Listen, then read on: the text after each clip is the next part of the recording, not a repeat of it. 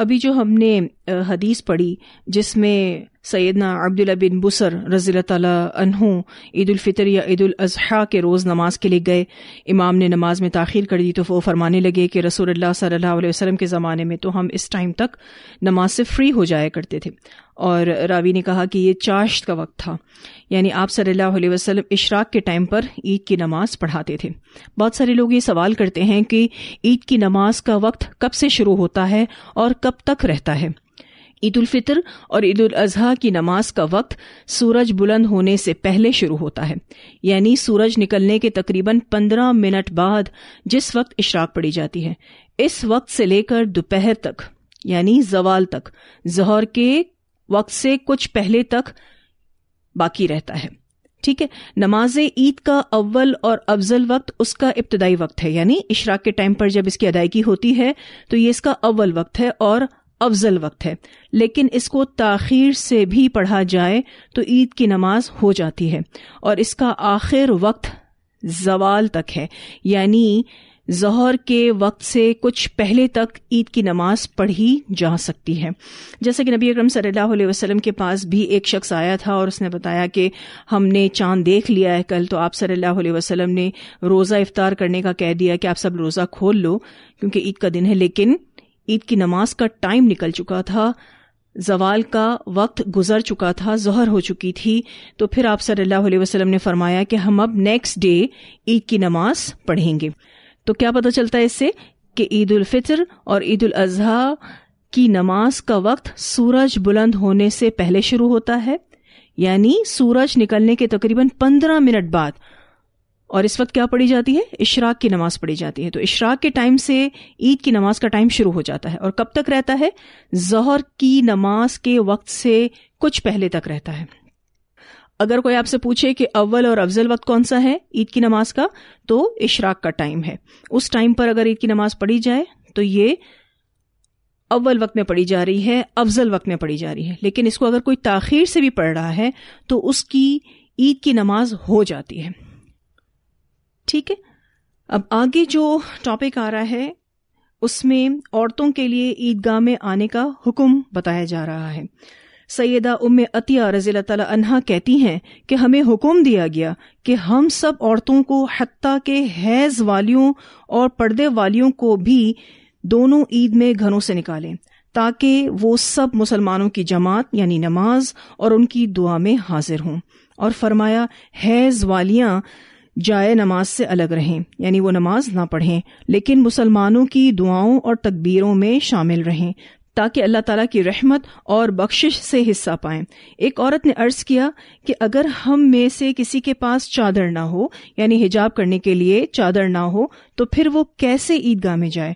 فرمایا اسے اس کے ساتھ والی عورت چادر اڑا دے، یعنی کسی دوسری عورت سے چادر عاریتاً لے کر جائے، لیکن اس کا جانا ضروری ہے. اسے بخاری نے روایت کیا ہے. رسول اللہ صلی اللہ علیہ وسلم صحابہ اور صحابیات اور رضی اللہ عنہن کو حتیٰ کہ حیض والی عورتوں کو بھی ساتھ لے کر عیدگاہ کی طرف جاتے تھے. آپ صلی اللہ علیہ وسلم کی عیدگاہ مسجد نبوی سے 1000 ہاتھ ذراع کے فاصلے پر البقیع کی طرف تھی. یہ بات فتح الباری میں آتی ہے. ایک اور روایت جو سلسلۃ صحیحہ میں آتی ہے، سیدنا عبداللہ بن رواحہ انصاری رضی اللہ تعالی عنہ کی بہن سے روایت ہے، رسول اللہ صلی اللہ علیہ وسلم نے فرمایا ہر بالغ لڑکی کا نماز عیدین کے لیے نکلنا واجب ہے. اب آپ دیکھیے تو یہاں پر واضح طور پہ بتایا جا رہا ہے کہ عید کی نماز بہت زیادہ عورتوں کے لیے ریکمینڈڈ ہے، یعنی لازمی طور پر وہ عید کی نماز کے لیے جائیں تاکہ وہ مسلمانوں کی نماز میں شامل ہوں. ٹھیک ہے، اور ان کی دعا میں حاضر ہوں. جب مسلمان دعائیں کر رہے ہوں تو وہ اس میں شامل ہوں، جب وہ تکبیرات پڑھ رہے ہوں تو وہ اس میں شامل ہوں. ٹھیک ہے، اب اگر کوئی حیض والی بھی ہے تو بے شک وہ نماز نہیں پڑھ رہی، لیکن وہ باقی سارے فائدے اٹھا سکتی ہے. ٹھیک ہے، دعا میں شامل ہو سکتی ہے، تکبیرات پڑھ سکتی ہے. رسول اللہ صلی اللہ علیہ وسلم اور ابو بکر و عمر اور عثمان رضی اللہ عنہم عیدین کی نماز خطبے سے پہلے پڑھتے تھے. اسے بخاری نے روایت کیا ہے.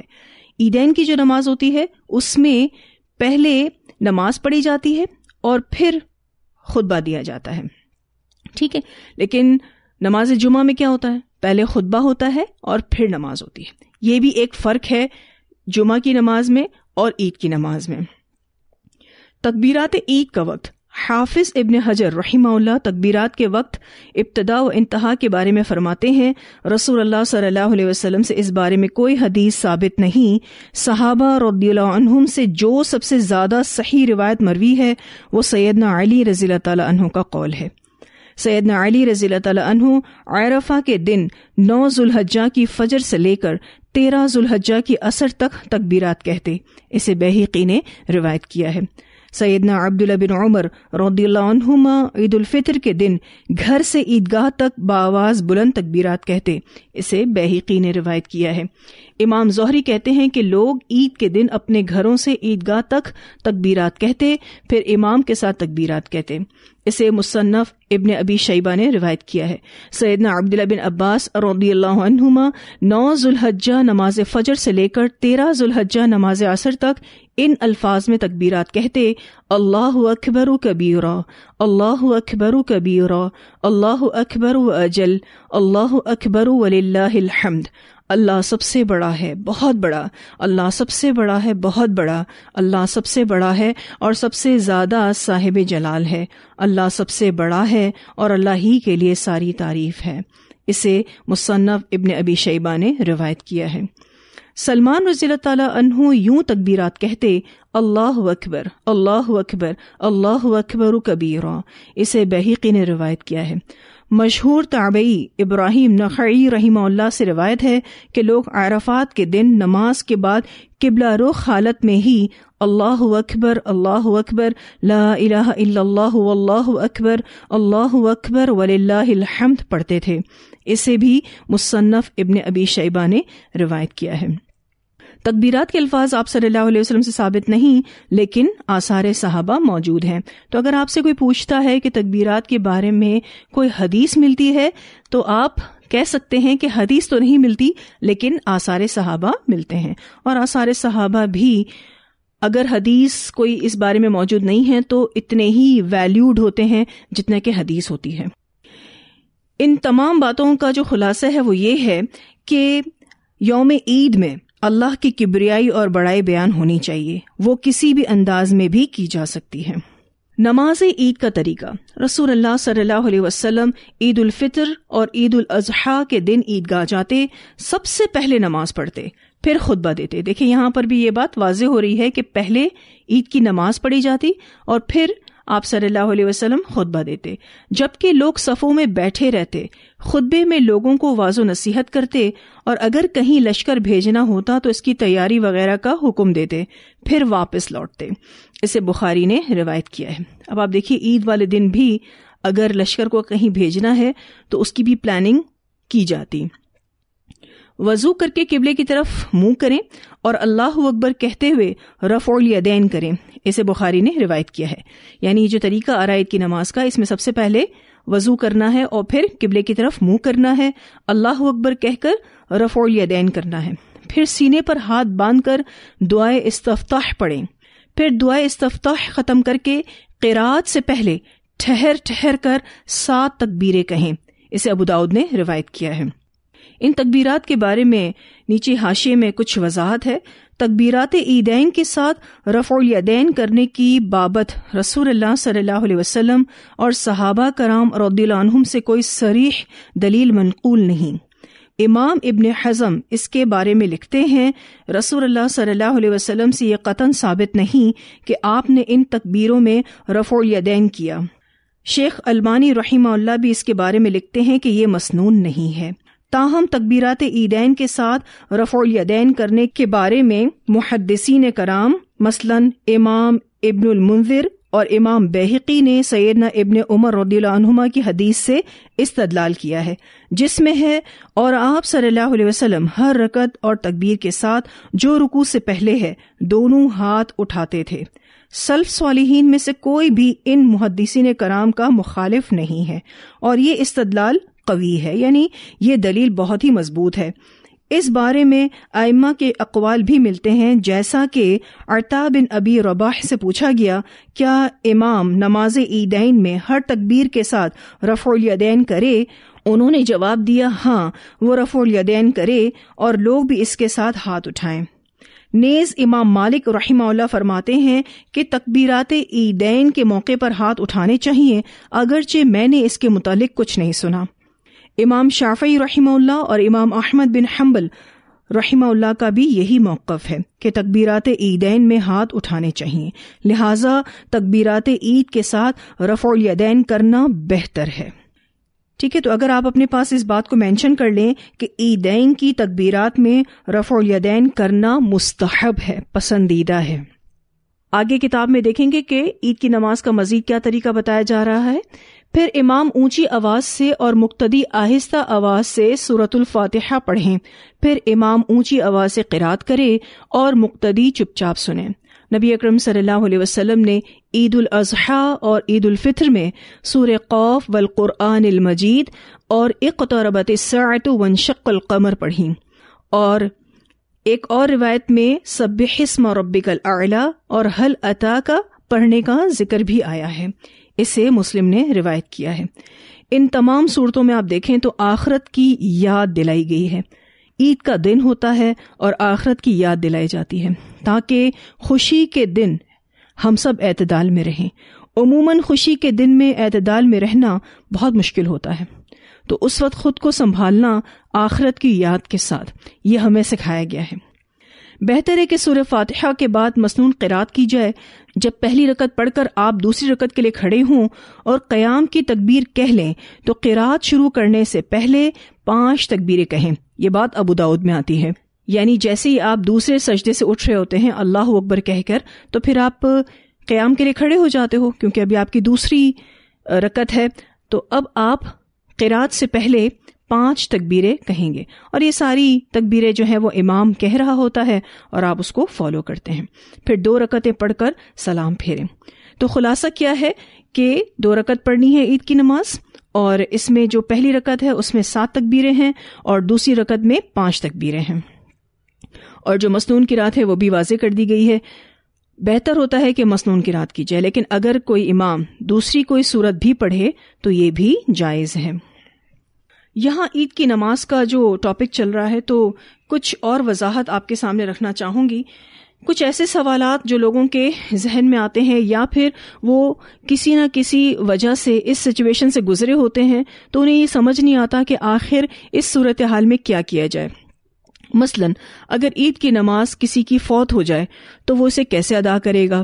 ٹھیک ہے، اس کے علاوہ عید کی نماز میں مقتدی کی کچھ تکبیریں رہ جائیں تو وہ کیسے ادا کرے گا؟ بالفرض اس کا عید کی نماز شروع ہونے کے ٹائم پر ہی وضو ٹوٹ گیا، جیسے ہی وہ وضو کر کر آیا تو امام جو زائد تکبیرات ہیں وہ کہہ چکا تھا، تو ہو سکتا ہے کہ اس کے کچھ تکبیرات چھوٹ گئیں یا پھر اس کی ساری ہی تکبیرات چھوٹ گئیں، تو پھر وہ اس کو کیسے ادا کرے گا؟ یہ سوال بھی اکثر لوگوں کے ذہنوں میں آتا ہے۔ اگر کوئی شخص عید کی نماز میں تشہد کے وقت پہنچا اور جماعت میں شامل تو ہو گیا، تو اب اسے کیا کرنا چاہیے؟ یعنی اس کی ادائیگی کیسے ہوگی؟ ہو سکتا ہے کہ اس کو راستے میں دیر ہو گئی، اس کو پارکنگ کرنے میں دیر لگ گئی، یا پھر کوئی اور بھی وجہ بن گئی، گھر میں کوئی ایمرجنسی ہو گئی، نماز پر پہنچا تو امام تشہد کی حالت میں اسے ملا، اس نے تشہد میں امام کو جوائن کر لیا، لیکن اب وہ اپنی نماز کو کیسے ادا کرے گا؟ یہ تمام سوالات جو ہیں اس کو ہم دیکھ لیتے ہیں۔ دیکھیں، جو تکبیرات چھوٹ گئی ہیں وہ ساقط ہیں، انہیں دہرانے کی ضرورت نہیں ہے، کیونکہ اگر کوئی عید کی نماز میں زائد تکبیرات نہ کہے تو بھی اس کی نماز درست ہے، کیونکہ زائد تکبیرات سنت ہیں۔ تو جو تکبیرات چھوٹ گئیں وہ ساقط ہیں، انہیں دہرانے کی ضرورت نہیں ہے۔ اگر کوئی ساری تکبیرات یا کچھ تکبیرات بھول جائے، کیونکہ ایسا بھی ہوتا ہے بعض دفعہ تکبیرات کہنا کوئی بھول جاتا ہے، امام بھول جاتا ہے یا مقتدی بھول جاتا ہے اور قرات شروع کر دے، تو انہیں دہرانے کی ضرورت نہیں، کیونکہ یہ زائد تکبیرات سنت ہیں اور ان کا وقت نکل گیا ہے۔ البتہ اگر کسی کی مکمل رکعت چھوٹ گئی ہے تو امام کے سلام پھیرنے کے بعد زائد تکبیرات کے ساتھ اسے پورا کرنا ہوگا، یعنی مکمل تکبیرات کے ساتھ اس رکعت کو مکمل کرنا ہوگا۔ اہل علم کے صحیح قول کے مطابق امام کے ساتھ بعد میں ملنے والے شخص نے جو امام کے ساتھ نماز ادا کی ہے وہ اس کی ابتدائی نماز ہے۔ یہ بات تو ہم سب سمجھتے ہیں کہ جیسے ہی ہم جماعت میں شامل ہوتے ہیں امام بے شک دوسری رکعت پر ہے لیکن وہ ہماری پہلی رکعت ہوتی ہے، اور جو اکیلا وہ ادا کرے گا وہ نماز کا آخر ہے، یعنی بعد میں جو ہم نماز ادا کرتے ہیں جب امام سلام پھیر لیتا ہے اور اس کے بعد جو ہم نماز ادا کرتے ہیں وہ ہماری نماز کا پھر آخر حصہ ہوتا ہے۔ اس لیے امام کی نماز سے فارغ ہونے کے بعد اٹھ کر اپنی دوسری رکعت ادا کرنے کے لیے ابتدا میں 5 تکبیریں کہے گا، کیونکہ یہ اس کی دوسری رکعت ہے۔ جیسے اگر کوئی شخص عید کی نماز میں شامل ہوا اور امام جو ہے وہ دوسری رکعت کو سٹارٹ کر رہا تھا، ٹھیک ہے، اب وہ دوسری رکعت میں شامل ہو گیا اور اس وقت اس نے 5 تکبیریں امام کے ساتھ کہیں، ٹھیک ہے، امام کو تو اس کو فالو کرنا ہی ہے۔ جیسے ہی امام سلام پھیرے گا تو یہ رکعت جو اس نے امام کے ساتھ پڑھی ہے نا، یہ اس کی پہلی رکعت ہے، اور پہلی رکعت میں کتنی تکبیرات ہوتی ہیں؟ 7 تکبیرات، لیکن اب جو اس سے مس ہو گئی سو مس ہو گئی، اس کا وقت نکل گیا۔ اب جب وہ امام کے سلام پھیرنے کے بعد دوسری رکعت پڑھے گا تو اس سے 5 تکبیرات کہنی ہے، ٹھیک ہے، کیونکہ یہ اس کی دوسری رکعت ہے اور اسے 5 تکبیرات کہنی ہے۔ پہلی رکعت میں 7 تکبیریں ہیں اور دوسری رکعت میں 5 تکبیریں ہیں، تو چونکہ یہ اس کی دوسری رکعت ہے اس لیے اس کو 5 تکبیریں کہنی ہیں۔ اب اگر کوئی شخص نماز عید کے لیے بحالت تشہد شامل ہوا تو اسے چاہیے کہ امام کے سلام پھیرنے کے بعد کھڑا ہو جائے اور نماز عید کے طریقے کے مطابق نماز ادا کرے۔ جیسے کوئی تشہد میں شامل ہوا ہے، اس کی دونوں رکعتیں باقی ہیں، جیسے ہی امام سلام پھیر لے گا، یہ سلام نہیں پھیرے گا، مقتدی جو ہے یہ سلام نہیں پھیرے گا، یہ کھڑا ہو جائے گا، اب پہلی رکعت ادا کرے گا، 7 تکبیریں کہے گا، پھر اس کے بعد سورہ فاتحہ اور مسنون سورت اگر اس کو یاد ہے تو وہ، اور اگر نہیں یاد ہے تو کوئی بھی سورت، پھر اس کے بعد دوسری رکعت پڑھے گا اور اس میں وہ 5 تکبیرات کہے گا، پھر سورہ فاتحہ، اور اگر اس کو مسنون قرات یاد ہے تو وہ، اور اگر دوسری کوئی سورت بھی پڑھنا چاہے تو وہ پڑھ سکتا ہے۔ یہ اس کے لیے ہے جو تشہد میں شامل ہو گیا، ٹھیک ہے، اب وہ اپنی باقی کی نماز کو عید کی نماز کے طریقے کے مطابق ادا کرے گا۔ ابن قدامہ رحمہ اللہ فرماتے ہیں اگر آدمی تشہد میں امام کو پائے تو اس کے ساتھ بیٹھ جائے، یعنی جماعت میں شامل ہو جائے، اور جب امام سلام پھیر لے تو کھڑا ہو جائے اور 2 رکعت ادا کرے اور ان رکعات میں تکبیرات بھی کہے، ٹھیک ہے، کیونکہ اس کی نماز مس ہو گئی نا، کمپلیٹلی دونوں رکعتیں مس ہو گئیں، تشہد میں وہ شامل ہوا ہے تو پھر وہ ایگزیکٹلی سیم عید کی نماز کے طریقے پر اپنی 2 رکعت ادا کرے گا، ٹھیک ہے۔ بعض دفعہ ایسا ہوتا ہے کہ تشہد بھی مس ہو جاتا ہے، خطبہ شروع ہو گیا ہوتا ہے، امام نماز مکمل کر چکا، کوئی پہنچا اس ٹائم پر کہ امام خطبہ شروع کر چکا ہے، تو اب وہ کیا کرے؟